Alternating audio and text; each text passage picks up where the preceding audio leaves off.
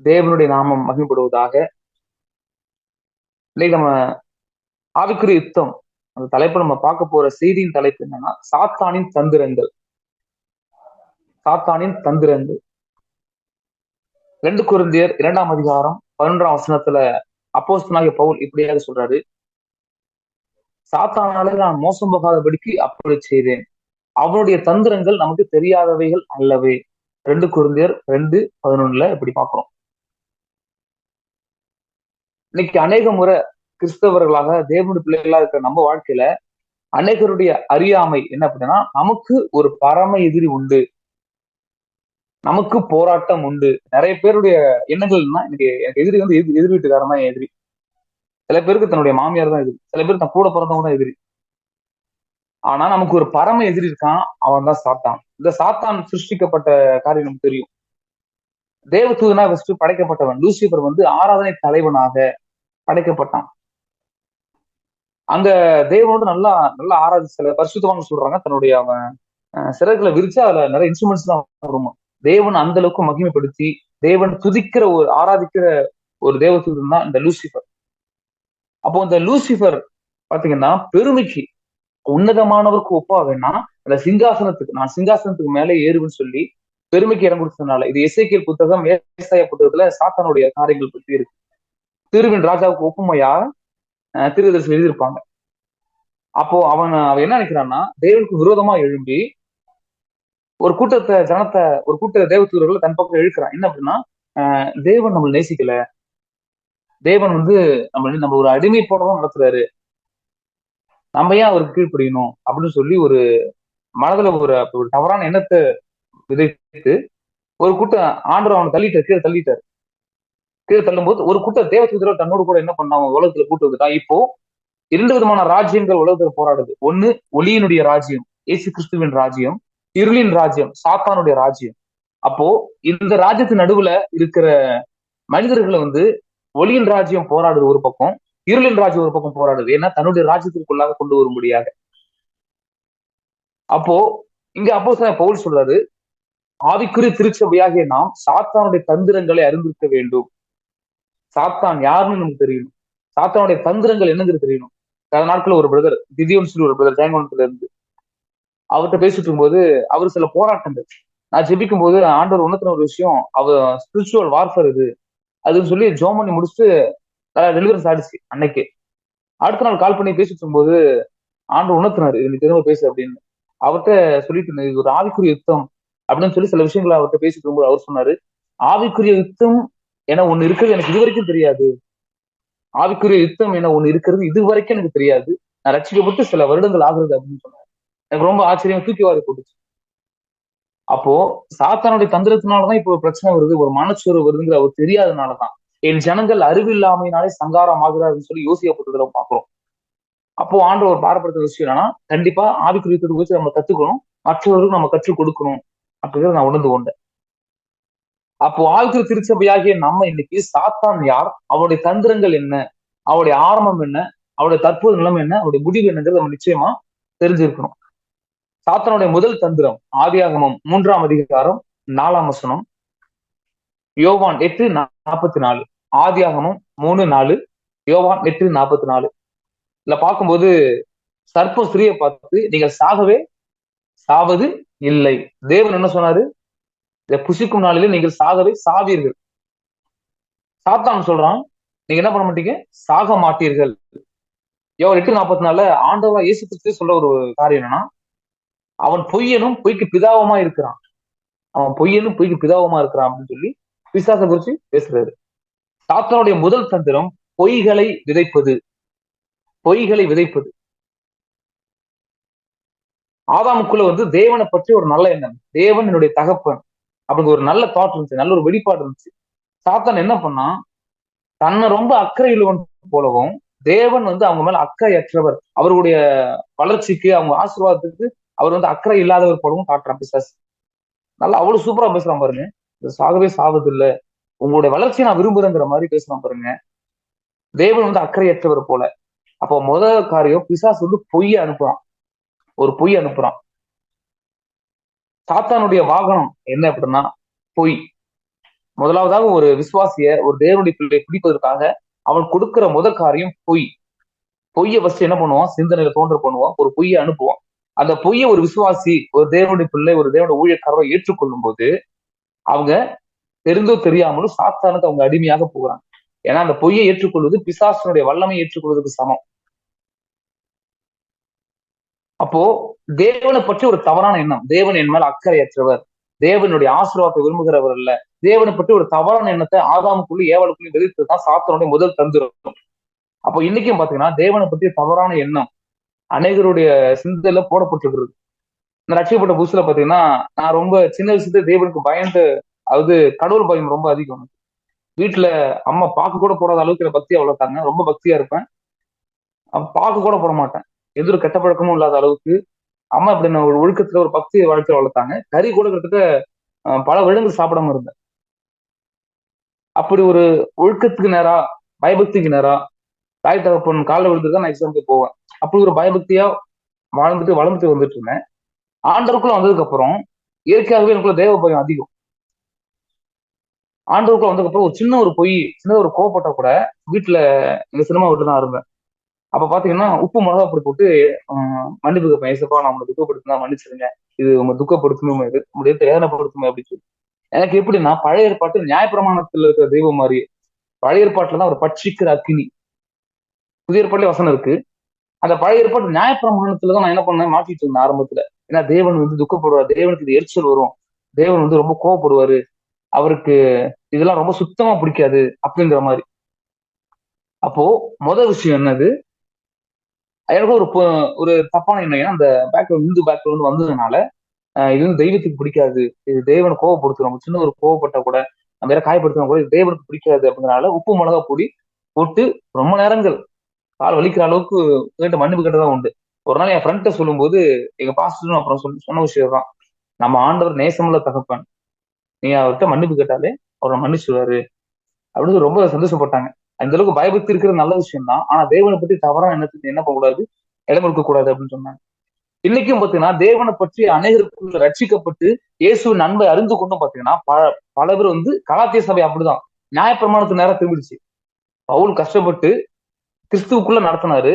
சில யூத போதகர்கள் வந்து என்ன பண்ணாங்க, நீங்க நியாயப்பிரமாணம் செய்யாவிட்டா என்ன பண்ண முடியும், ரட்சிக்க வர மாட்டேங்கிற மாதிரி பேசி அவங்களை திரும்ப கஷ்டப்பட்டு எகிப்துல இருந்து வெளிக்கொண்டு வந்தா இந்த ஊழியக்காரங்க எகிப்துக்கு கொண்டு போடுவாங்க போல. அப்போ கலாத்திய சபை பின்மாற்றத்தினால போயிடுச்சு. இன்னைக்கு அநேகருடைய வாழ்க்கையில பின்மாற்றத்துக்கு காரணம் தேவனை பற்றி தவறான எண்ணம்.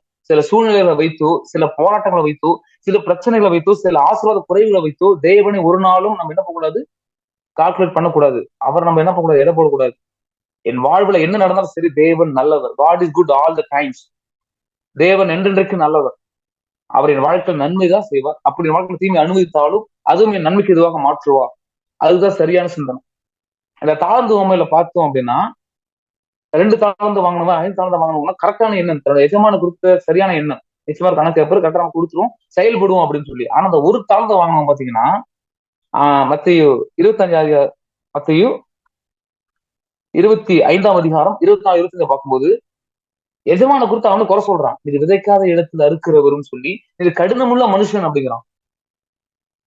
அப்போ தாளந்துகளை பயன்படுத்தாததுக்கு காரணம் தன்னுடைய எஜமான குறித்த தவறான எண்ணம், நான் பயந்து போய் அப்படிங்கிறான்.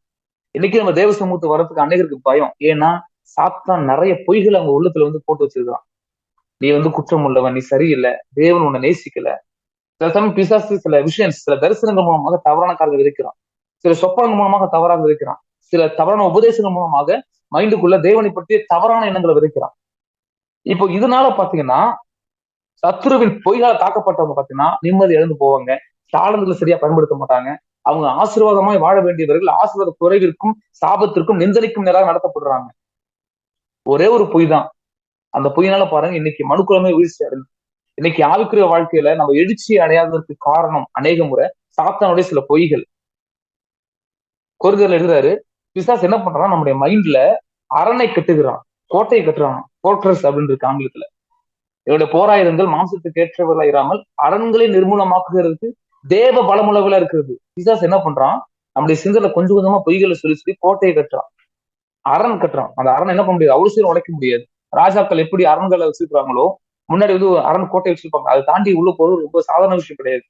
அதே மாதிரி இன்னைக்கு ரட்சிக்கப்பட்ட ஆவிக்குரிய விசுவாசிகளாக இருக்கட்டும், ஊழியர்களாக இருக்கட்டும், பிசாசு வந்து மைண்ட்ல சில கோட்டைகளை கட்டுறான். எப்படியாவது என்ன பண்ணணும், இவங்களை நம்ம கட்டுப்பாட்டுக்குள்ள வைக்கணும், இங்க எழும்பக்கூடாது அப்படிங்கிறதுனா. நம்முடைய மைண்டு தான் சாத்தானுடைய பிளே கிரவுண்ட், பேட்டில் ஃபீல்டு, போர்க்களம். இன்னைக்கு ஹமாஸ் இஸ்ரேல் இந்த யுத்தத்தை நம்ம பாக்குறோம். அது வெளிப்படையா இருக்கு. ஆனா மறைமுகமா ஒரு யுத்தம் நடந்துட்டு இருக்கு. ஆவிக்குரிய உலகத்துல நம்ம வாழ்ந்துட்டு இருக்கோம். சாத்தானுக்கும் தேவ பிள்ளைகளுக்கும் ஒரு பெரிய யுத்தம் நடந்துட்டு இருக்கு. ஆனா ஒரே ஒரு நற்செய்தி, இதில் நம்ம தனியா போறல, நம்ம கூட வாசம் செய்யும்படி பரிசுத்த ஆவியானவர் இருக்கிறார், நம்ம கூட தேவன் இருக்கிறார்.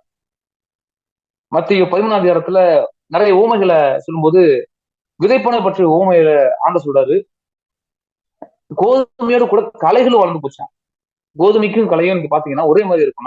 நான் விவசாய வேலை பார்த்திருக்கிறேன் கிராமத்துல. களை எது எது ஒரிஜினல் கண்டுபிடிக்க முடியாது. ரொம்ப மைண்ட்விட்டா நல்லா கவனித்தா மட்டும்தான் தெரியும். அதுவும் அந்த வேலையில இருக்கிறவங்க மட்டும் தான் தெரியும்.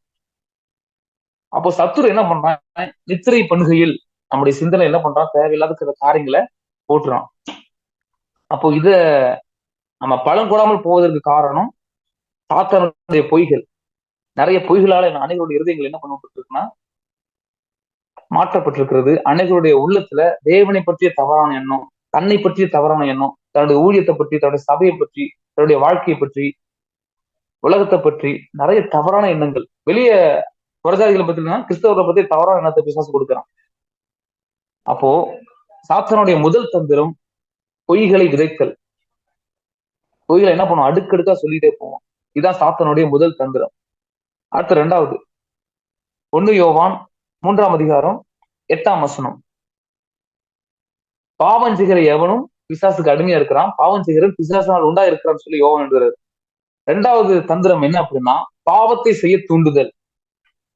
பிசாசு என்ன பண்றா, பாவத்தை செய்ய தூண்டுதல். பாவம் தேவனுக்கு விரோதமானது, தேவன் பாவத்திற்கு விரோதமானவர். தேவன் பாவத்தை வெறுக்கிறார், பாவி நேசிக்கிறார். அப்போ மனுக்குலத்தின் வீழ்ச்சிக்கு காரணம், மரணத்திற்கு காரணம் பாவத்தின் சம்பளம் தான் மரணம். அமேசான் காடுகள்ல ஒரு பெண் ஆராய்ச்சி பண்ணும்படியா போயிருக்கிறாங்க. அப்போ நைட் நேரத்துல பாத்தீங்கன்னா தான் டீமோட போயிட்டு இருக்கும்போது வைர நெக்லஸ் போல ஒரு இடத்துல அப்படியே சின்னதா அப்படியே மின்னிட்டு இருந்துச்சு. இவங்க வந்து யாருக்கும் தெரியாம இவங்க தனியா போய் அது ரொம்ப அது அழகா இருக்கும், அப்படியே மின்னிட்டே இருந்தாலும் ரொம்ப ஆச்சரியப்பட்டு அதை எடுத்து வாயில போட்டாங்க. யாரும் பார்க்க கூடாதுன்னு வாயில போட்டாங்க. கொஞ்ச நேரத்துல பாத்தீங்கன்னா துடி இறந்துட்டாங்க. என்னன்னு சொல்லி போய் செக் பண்ணா அமேசான் காடுல ஒரு அரிய வகை பாம்பு இருக்குமா, ரொம்ப சின்ன பாம்பு, ரொம்ப குட்டியா இருக்கும் அந்த பாம்பு. அந்த பாம்பை இரவு நேரத்துல பத்தி சுருண்டு படுத்துக்கிட்டு வைர நெக்லஸ் போல மின்னுமா. அப்படி மின்னின ஒரு பாம்பை தான் இவங்க வந்து வைர நெக்லஸ் நினைச்சு வாயில போட்டாங்க. தன்னுடைய ஜீவனே போயிடுச்சு அவங்களுக்கு. இதே போலதான் பிசாசு இன்னைக்கு அநேகருடைய வாழ்க்கைய பாவத்தினால அடிமைப்படுத்தி வச்சிருக்கிறான். அந்த பாம்பை போல எப்படி கவர்ச்சியா பாவத்தை இன்னைக்கு எந்த அளவுக்கு கவர்ச்சியா காட்ட முடியுமோ அந்த அளவுக்கு கவர்ச்சியா காட்டி நம்முடைய இருதயத்தை வஞ்சிக்கிறான். அப்போ பாவத்திற்கு அடிமைப்படுத்துதல், சில பாவங்கள் பத்தி தொடர்ந்து வந்துகிட்டே இருக்கும். அதுக்கு காரணம் என்னன்னா பின்னாடி இருந்து கிரியை செய்வது பிசாசு. பாவத்தின் மூல காரணம், பாவத்தின் உறைவிடம் பிசாசு தான். அப்போ அநேகருக்குள்ள இந்த ரட்சிக்கப்பட்டும் பாத்தீங்கன்னா அந்த வாழ்க்கையில பரிசுத்த குலைச்சல், சில பாவத்துக்கு பிசாசு அடிமைப்படுத்தி வச்சிருக்கான். இந்த பாவம் இருக்க வரைக்கும் அவங்க வாழ்க்கை ஆவிக்கிற வாழ்க்கையில நம்மளால முன்னேற முடியாது. பாவத்தை அறிக்கையிட்டு விற்று விடுகிறவன் இரக்கம் பெறுவான். அப்போ பாவத்தை நம்ம என்ன பண்ணணும், அறிக்கையிட்டு விட்டு விடணும். பிசாசு அநேக முறை நம்ம தாக்குவதற்கு காரணம் நம்முடைய பாவங்கள். பாவம் தான் பிசாசுக்கு வாசலை திறக்குது. அப்போ இந்த பாவத்தினால நம்முடைய வாழ்க்கை, நம்முடைய சரீரம் பாதிக்கப்படும், நம்முடைய சிந்தனைகள் பாதிக்கப்படும், நம்முடைய ஆவிக்குரிய வாழ்க்கை பாதிக்கப்படும், நம்முடைய தேவனுக்கு வர வேண்டிய ஆசீர்வாதங்கள் நமக்கு குறையும். ஆசீர்வாதம் குறைவதற்கு காரணம் தேவன் அல்ல, அநேக முறை நாம் தான். அப்போ பாவத்தை செய்ய பிசாசு என்ன பண்ண தூண்டிட்டே இருப்பான். நம்ம என்ன பண்ணணும், எந்த ஒரு காரியம் நமக்கு வீக்னஸ் இருக்கும், நம்மளுடைய வீக்னஸ் என்னங்கிறது நமக்கு கண்டிப்பா தெரியும். அந்த வீக்னஸ் தெரிஞ்சுக்கிட்டு avoid the situation, avoid the person. அது பாவத்துக்கு நேரம் நடத்துகிற காரியங்கள் சூழ்நிலைகளை நம்ம தவிர்க்கணும், அந்த நபர்களை நம்ம தவிர்க்கணும். எந்த நம்முடைய வீக்னஸ் என்னங்கிறது நமக்கு தெரியணும். இந்த ஒரு விஷயத்த நம்ம வீக்னஸ் இருக்குமா, நம்ம அதை சரி பண்ணிக்கணும். அப்போ பிசாசு அநேக முறை பார்த்தீங்கன்னா பாவத்தை, துணிகரமான சில பாவத்தை செய்ய தூண்டுறான். பாவ சிந்தனைகள், பாவ பேச்சுக்கள். ஏன்னா இப்போ என்றைக்கும் இல்லாத அளவுக்கு இன்னைக்கு பாவமே இல்லைங்கிற வடிவத்துல அநேக பாவங்கள் இன்னைக்கு இருக்கிறத பார்க்கிறோம். ஒரு காலத்துல மறைமுகமா செய்யப்பட்ட பாவம் இன்னைக்கு வெளியரங்கமா எல்லாருக்கும் முன்பதாக என்ன பண்ணுது, பாவம் வந்துருச்சு. அப்போ இந்த பாவத்துக்கு நம்ம என்ன பண்ணக்கூடாது, நான் பாவத்துக்கு அடிமையா இருக்க அழைக்கப்பட்டவர்கள் அல்ல, தேவனுக்கு அடிமைகளாக அழைக்கப்பட்டவர்கள். அப்போ இன்னைக்கு நம்ம வாழ்க்கையில தேவனுக்கு பிரியமில்லாத காரியம் எதுவாகவும் இருந்தா அதை நம்ம அறிக்கையிட்டு விட்டு விட்டால் நிச்சயமாக ஒரு பெரிய ஆசீர்வாதங்களை பார்க்க முடியும். அப்போ பாவம் நம்முடைய ஆவிக்குரிய வளர்ச்சியை தடை பண்ணுது, பிசாசுக்கு வழிவாசலை திறக்குது. நம்ம பாவம் செய்யும்போது அசுத்த ஆவின் கிரியைகள், அசுத்த ஆவி தான் பாவத்தை தூண்டுது, வெளியிருந்து பாவத்தை தூண்டுறான். பாவம் செய்யும்போது துணிகரமா நமக்குள்ள அந்த அசுத்த ஆவியின் கிரியைகள் வர வாய்ப்பு இருக்கு. ரெண்டு விதத்துல பிசாசு போராடுவோம், வெளியிருந்து போராட்டம், அடுத்து உள்ள இருந்து பிசாசு என்ன பண்ணுவோம், போராடுவோம். அப்போ இந்த ரெண்டு விதத்திலும் நம்ம ஜெயிக்கணும்னா நம்மளுடைய பாவத்தை நம்ம என்ன பண்ணணும், அறிக்கையிடணும். தேவனுக்கு பிரியமில்லாத எந்த ஒரு காரியமும் அது எவ்வளவு பெரிய விஷயமா இருந்தாலும் சரி, நிச்சயமாக பாவத்தை நம்மளால ஜெயிக்க முடியும், பாவத்தை விட்டு விட முடியும். நம்ம மனசு வச்சா நிச்சயமா முடியும். பிசாசுக்கு இடம் கூடாம சொல்லுவாங்கல்ல, இருக்க இடம் கொடுத்தா படுக்க பாய்ங்கப்பங்கிற மாதிரி பிசாசுக்கு நம்ம இருக்க இடம் கொடுத்தோம்னா நம்ம தலைமையில ஏறி ஜங்கு ஜங்குன்னு சொல்லி ஆடி நம்ம வாழ்க்கையை கெடுத்துருவோம். அப்போ பாவத்துக்கு என்ன கூடாது, நம்ம பாவத்திற்கு மறிச்சிருக்கோம். திரும்ப பழைய வாழ்க்கைக்கு நேராக, பழைய பாவத்திற்கு நேராக நம்ம ஒரு நாளும் போகக்கூடாது. திரும்ப அந்த போராட்டங்கள் வரும், வரும்போதெல்லாம் அந்நிய பாஷையில் ஜெபித்து ஆவியானவரோடு இணைந்து நம்ம என்ன பண்ணணும், பாவத்தை மேற்கொள்ளணும்.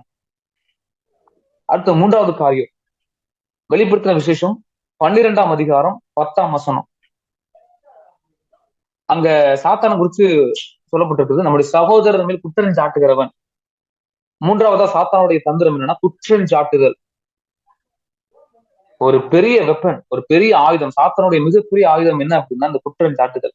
அநேக ஊழியர்களை, அநேக விசுவாசிகளை, அநேக பெரிய பெரிய ஆவிக்குரிய சபைகளை, பெரிய பெரிய பசுத்தவான்களை ரொம்ப சோகத்திற்கு நேராக ஆவிக்குரிய வாழ்க்கையில வளர விடாதபடி, ஊழியத்துல பெருகக்கூடாதபடிக்கு தடுத்த ஒரு காரியம் என்ன அப்படின்னா இந்த குற்றம் சாட்டுகிற ஆவி, இந்த குற்றம் சாட்டுதல்.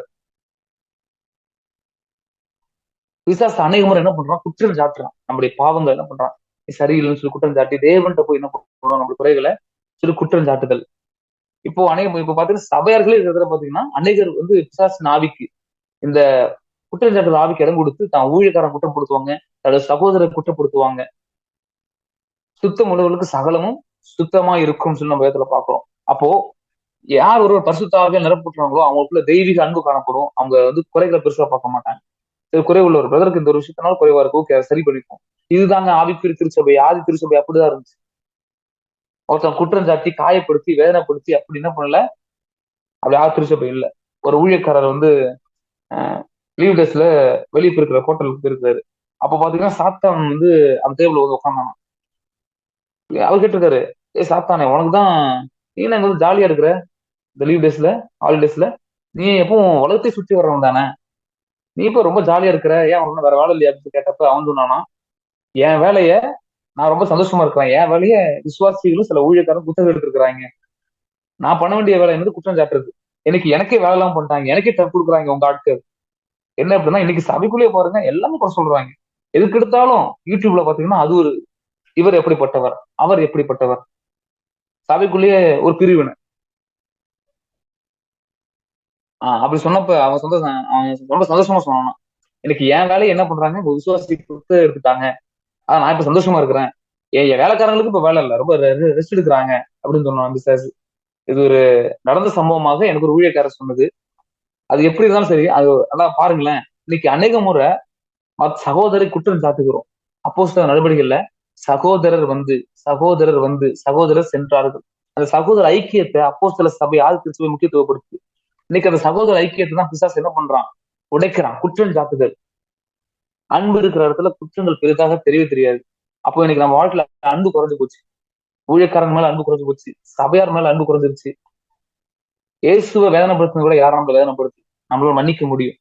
இன்னொரு விஷயம் சொல்ற, சாத்தான் நம்ம அநேக முறை தாக்குவதற்கு காரணம் நம்முடைய மன்னியாமை. சிலரை மன்னிக்காதனாலதான் சாத்தானுடைய போராட்டம் நம்ம வாழ்க்கை தொடர்ந்துட்டே இருக்கு, உபத்திரவம் அதிகமாயிட்டு இருக்கு.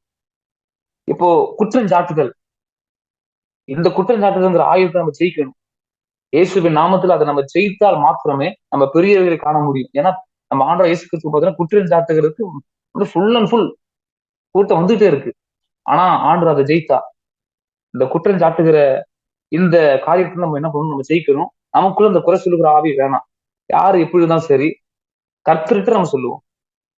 அநேக விட நம்முடைய அபிஷேகத்தை, நம்முடைய ஆவிக்குரிய வாழ்க்கையில வறட்சிக்கு நேரம் போவதற்கு காரணம் குறை சொல்லுகிற சுபாவம், குறை சொல்லுகிற ஆவி. நம்ம தேவனுக்கு ஊழியம் செய்ய வந்திருக்கிறோம், பிசாசுக்கு ஊழியம் செய்ய வரல. நம்ம ஒவ்வொரு தடவை மற்றவங்க குறை சொல்லும் போது நம்ம பிசாசுக்கு ஊழியம் செய்யறோம், அவன் செய்யற வேலையை நம்ம சேர்த்து செய்யறோம். அதுக்காக இல்லைங்க. இயேசு எப்படிப்பட்டான்? இயேசுக்குள்ள இருந்தது. யோவான் யாக்கோபு பாருங்க, அந்த சமாரிய பட்டணத்துல ஏத்துக்கல ஆண்டவரை. ஏன்பா எங்க ஆண்டவர் எவ்வளவு போய் ஆண்டவரை எலியா இறக்குனது போல வானத்துல அக்கினி இறக்கி உங்களை எரிச்சிருவோமா அப்படிங்கிறான். ஆண்டு சொல்றாரு, உனக்குள்ள என்ன ஆவிடா இருக்கு அப்படின்னு.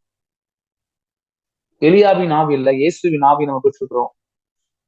சாந்தமுள்ள ஆவி, அடிக்கிற ஆவி இல்ல, அன்பின் ஆவி நம்ம பெற்றிருக்கிறோம். நம்ம மற்றவங்க மேல அன்பு காட்டும்படியாக அழைக்கப்பட்டிருக்கிறோம். அப்போ சாத்தானுடைய மூணாவது தந்திரம் என்னது?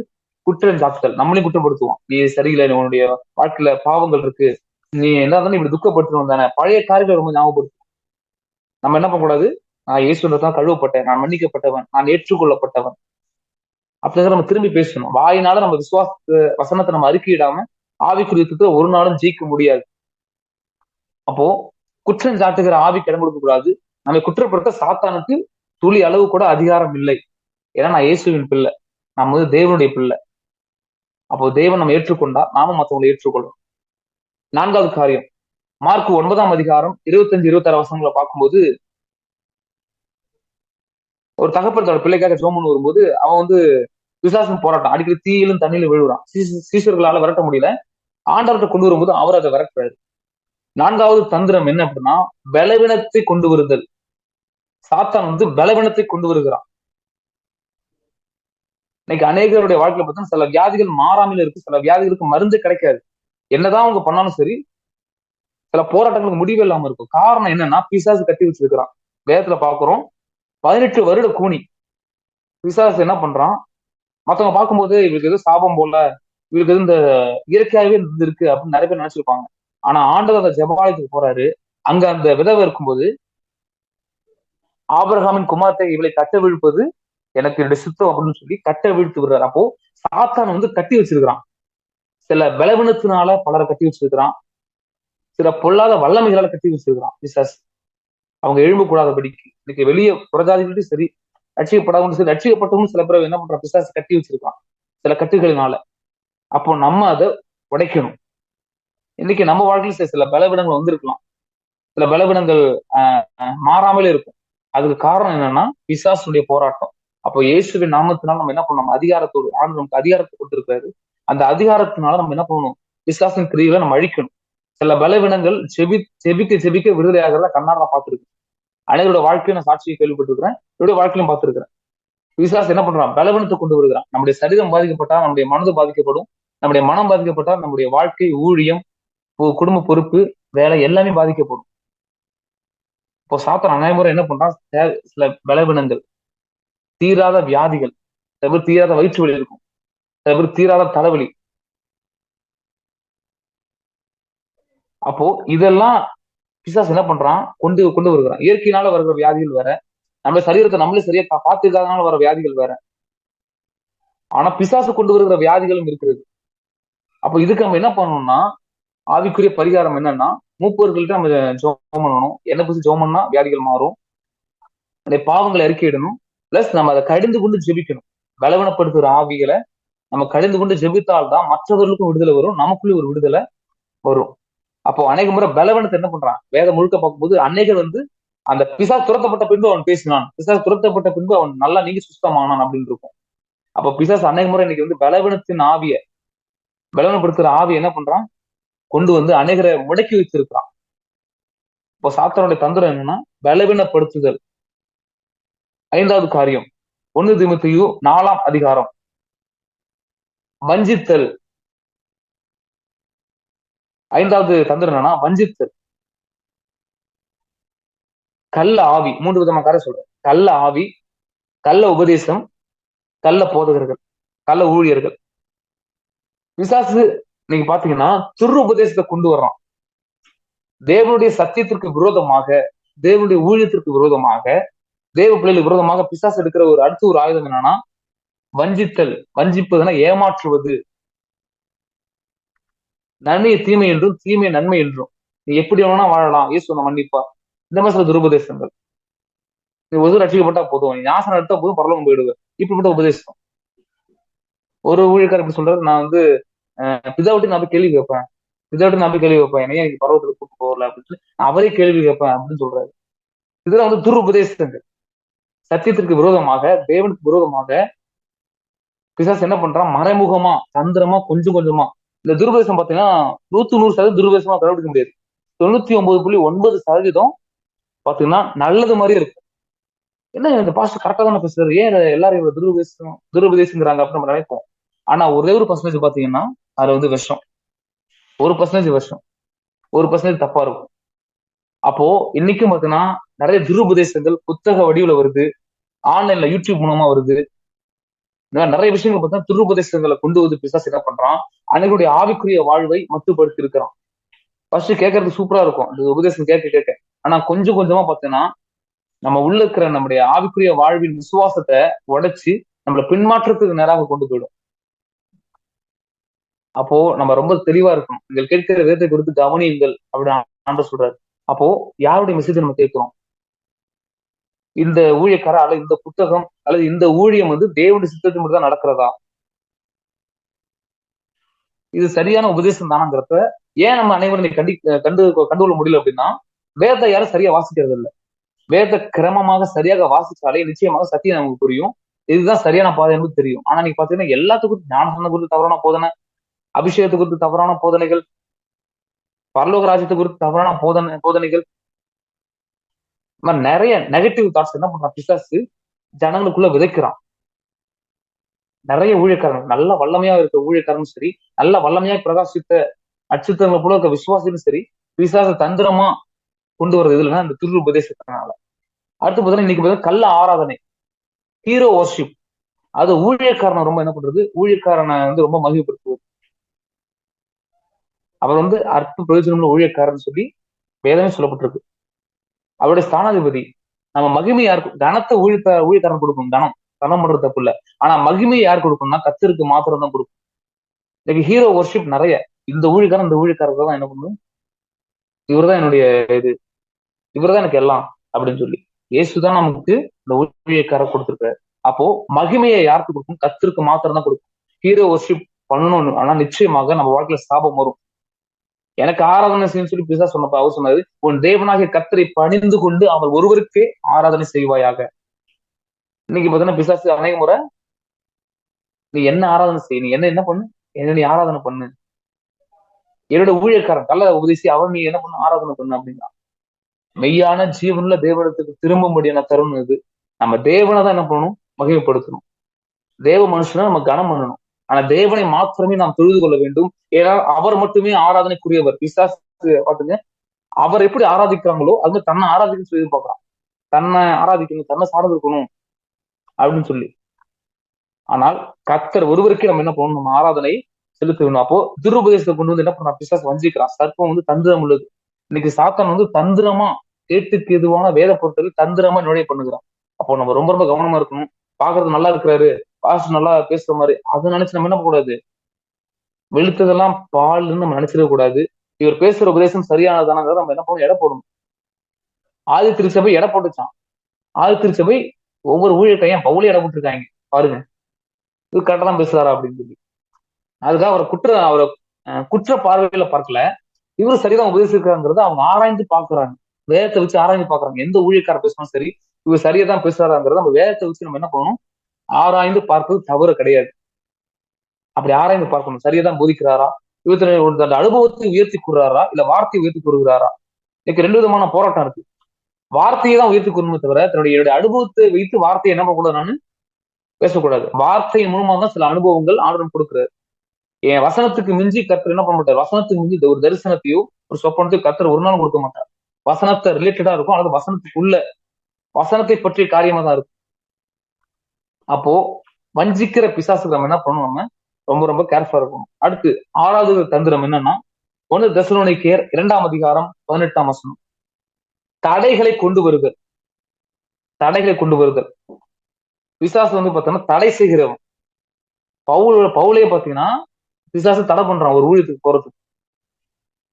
நம்மளுடைய ஆண்டவர் இயேசு கிறிஸ்து மரிக்கிறதுக்காக சிலுவைக்கு போகும்போது பேதுருக்குள்ள இருந்து பிசாசு என்ன பண்றான், பேசுறான், தடை பண்றான். இன்னைக்கு ஆத்தும ஆதாயத்திற்கு தடை, ஊழியம் செய்யறதுக்கு தடை, தேவனை உண்மையை ஆராதிக்கிறதுக்கு தடை பண்றான். ஏன்னா வேலை, ஒர்க் ஹெவி. நேற்று இருந்து ஒரு தெரிஞ்ச ஒரு ஆண்ட பேசிட்டு இருந்தேன். அவர் வாழ்க்கையில ஆண்டவர் ஒரு பெரிய அற்புதம் செஞ்சாரு. அவருக்காக ஜெபம் பண்ணும்போது, அவர் திருமணத்தை ரொம்ப நாள் காத்துட்டு இருந்தப்போ ஆண்டு சொன்ன வார்த்தையின்படி அவருக்கு சொல்லும்போது ஆண்டவர் அவர் வாழ்க்கையில ஒரு பெரிய நன்மை செஞ்சார். திருமண காலத்தை ஆண்டவர் வாய்க்கு பண்ணினாரு.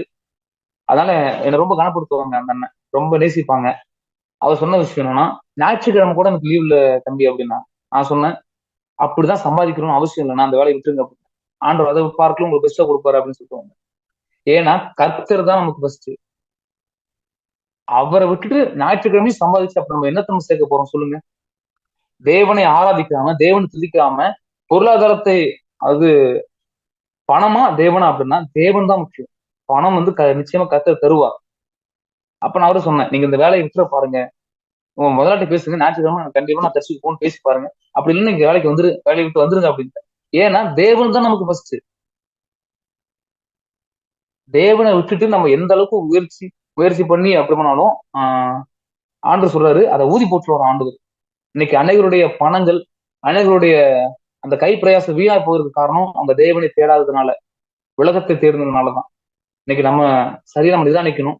நம்ம தேவனுக்கு முதலிடம் கொடுக்குறோமா? தேவன் நம்ம சரியா கனப்படுத்துறோமா? தேவ ஆசீர்வாதம் தான் என் வாழ்க்கையில இருக்கா அப்படின்னு நம்ம யோசிக்கணும். வேலை வேலை ஏன்னா எகிப்து அந்த ஆராதனைக்கு போகும்போது பார்வன் சொல்றான் இன்னும் வேலையை அதிகப்படுத்துறான். அப்போ நீங்க பார்த்தீங்கன்னா என்னைக்கும் இல்லாத அளவுக்கு இன்னைக்கு ஒர்க் ப்ரெஷர். 8 மணி நேரம் வேலை வந்து 12 மணி நேரம் மாத்திட்டாங்க. அடுத்து நைட் ஷிஃப்ட், எக்ஸ்ட்ரா பணம் கிடைக்கும்னு சொல்லி. ஆனா நிறைய பேர் நிம்மதியா இருந்திருக்காங்க. இந்த சரீரத்துல பல வியாதியில கொண்டு வந்திருக்கிறாங்க. பல பிரச்சனை சந்திச்சுட்டு வராங்க. காரணம் என்னன்னா வேலை பளு, ஒர்க் ப்ரெஷர். அப்போ பிசாசு வந்து தடைகளை கொண்டு வருவான். தேவ சமூகத்துக்கு வரக்கூடாதபடிக்கு, நல்ல ஊழியக்காரோட ஐக்கியமா இல்லாதபடிக்கு. ஒரு ஐக்கியம் இருக்கும். அந்த ஐக்கியத்தை என்ன பண்ணுவான்? உடைக்கிறதுக்கு பிசாசு ஒரு வேலையை பார்ப்பான். ஒரு தந்திரமான ஒரு ஆலோசனை சொல்லுவான். மெயின் தலைவர்கள் தான். ஒரு பிரேயர் டீமா இருக்கட்டும், ஒரு திருச்சபையா இருக்கட்டும், அந்த பிரேயர் லீடரை பத்தி ஒரு தப்பான எண்ணத்தை வந்து என்ன பண்ணுவான்? கீழே இருக்கணும் விதைப்பான். அது விதைக்கும் போது கண்டிப்பா என்ன பண்ணுவாங்க? அவங்க ஒரு கசப்பு வந்து அப்படியே வந்து இந்த மாதிரி நிறைய நிறைய பிரேயர் குரூப்ஸ், நிறைய சபைகள் உடஞ்சு போகிறதே கண் கூட நான் பார்த்துருக்கேன், கேள்விப்பட்டிருக்கேன். காரணம் என்னன்னா பிசாசுடைய அந்த வஞ்சிக்கிற குணம் தடைகளை கொண்டு வருவான் ஊழியத்திற்கு, ஆத்தும் ஆதாயத்திற்கு தடை. அப்போ அந்த தடைகளை நம்ம என்ன பண்ணணும்? மேற்கொண்டு நம்ம ஜெயிக்கணும். பிசாசு கொண்டு வருகிற தடைகளை நம்ம முன்கூட்டியே பலவான கட்டி நம்ம ஊழியமா இருக்கட்டும், அது குடும்பமா இருக்கட்டும், நம்ம குடும்பத்துக்கு நம்ம தான் வேலை அடைக்கணும். பிசாசு நிறைய தடைகளை கொண்டு வருவோம் நம்ம வாழ்க்கையில ஆசிரம இல்ல மாறக்கூடாதபடிக்கு. அப்போ அந்த தடைகளை என்ன பண்ணணும்? உடைத்து மேற்கொள்ளணும். தடைகளை பார்த்து அப்படி நம்ம சூழ்ந்து போகக்கூடாது. நம்ம என்ன பண்ணணும்? தடைகளை மேற்கொண்டு ஜெயிக்க பிரயாசப்படணும். கர்த்தர் நமக்கு நிச்சயமாக உதவி செய்வார். அடுத்து 7வது காரியம், யோவான் 10:10 பார்க்கும்போது ஆசீர்வாதங்களை திருடுகிறவன். ஆசீர்வாதங்களை திருடுதல் தான் கடைசி தந்திரம். நிறைய தந்திரங்கள் இருக்கு. முக்கியமான 7 தந்திரங்கள் என்னங்கிறத பாக்குறோம். திருடன் திருடவும் கொல்லவும் அழிக்கவும் வருகிறான். அப்போ ஆண்டவர் அவனை பத்தி சொல்லும்போது பிசாசை பத்தி அவன் திருடுறன் அப்படிங்கிறாரு. என்னைக்கும் பாத்தீங்கன்னா நம்ம ஆவிக்குரிய வாழ்க்கையில பெரிய ஆசீர்வாதங்களை திருடுறான். நம்மளுடைய ஜீவனை திருட முயற்சிக்கிறான். நம்முடைய ஆண்டவர் இயேசு கிறிஸ்துவோட உயிரை பறிக்க என்ன பண்றான்? பிசாசு முயற்சி பண்ணான். அதே பரிசுத்தவான்களுடைய உயிரை பறிக்க முயற்சி பண்ணான். நம்முடைய ஆவிக்குரிய ஆசீர்வாதங்கள் வசனத்தை என்ன பண்றான்னா, ஆண்டவர் நமக்கு வசனத்தை விதைக்கிறாரு. அந்த வசனத்தை என்ன பண்றான்? அவன் எடுத்துக்கொள்றான். அப்போ நம்ம ரொம்ப ரொம்ப கவனமா இருக்கும். இன்னைக்கு பிரசங்க நேரத்துல பாத்தீங்கன்னா தூங்குறவங்க நிறைய பேர் உண்டு. வசனத்தை கேட்பதற்கு நம்ம செய்ய மந்தமாக்குகிறான் பிசாசு. அப்போ ஆசீர்வாதங்களை திருடுகிறவன் அவன் கெர்ச்சிக்கிற சிங்கம் போல எவனை விழுங்கலாமோ என்று வகை தேடி சுற்றி திருகிறான். அப்போ நமக்குள்ள கொடுக்கப்பட்ட கிருபைகளை, நமக்கு கொடுக்கப்பட்ட தாளந்துகளை, நமக்கு வர வேண்டிய நியாயமான பணங்களை பிசாசு என்ன பண்றான்? பிடிச்சு வச்சிருக்கிறான் சில சமயம். அதை என்ன பண்ணணும்? நம்ம தான் அதிகாரத்தோடு செபித்து அதை மேற்கொண்டு என்னுடைய ஆசீர்வாதங்களுக்கு விரோதமா கிரியை செய்கிற பொல்லாத கிரியைகள் இயேசுவின் நாமத்தில் விலகட்டும்னு சொல்லி நம்ம செபிக்கணும். அப்படி நிறைய பேர் ஜெபிச்சிருக்கிறாங்க. தபசு கை வச்சு சொன்னவங்க உண்டு.